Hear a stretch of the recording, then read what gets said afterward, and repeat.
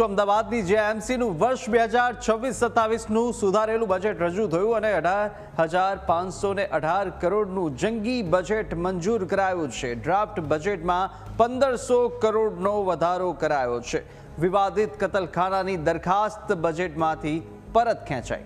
Standing committee chairman Devang દાણીએ budget રજૂ કર્યું અને નિકોલમાં 50 કરોડના ખર્ચે medical institute of super specialist hospital બનશે, જ્યાં ત્રાગડ ક્રોસિંગ અને થલતેજ સાથે ચાંદલોડિયામાં પણ નવા અંડરપાસ બનવાના છે, જ્યાં દાણી લીમડાના ખોડિયાનગર પાસે પણ ફ્લાય ઓવરબ્રિજ બનશે અને એડવાન્સ પ્રોપર્ટી ટેક્સ ભરનારને 10% ને બદલે 12% રિબેટનો લાભ રહેશે।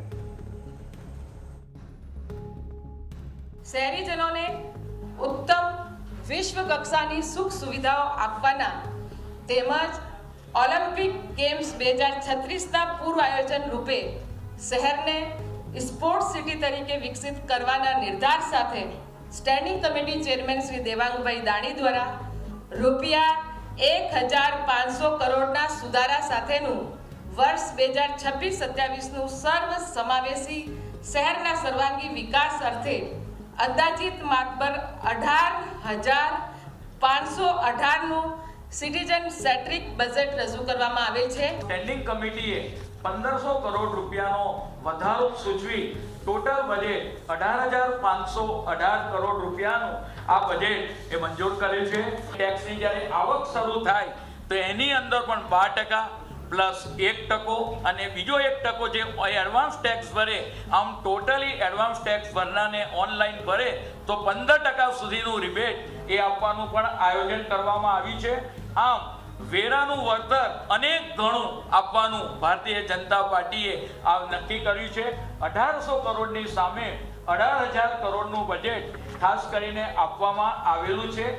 सबसे पहला सवाल, कांग्रेस पार्टियां ये बताना चाहती है और ये पूछना चाहती है कि पिछले 10 वर्षों में यदि 91,411 करोड़ रुपए सही तरीके से इस्तेमाल किए गए होते, इस पर करप्शन नहीं किया गया होता, तो आज अहमदाबाद शहर जरूर से सिंगापुर जैसा शहर बन चुका होता।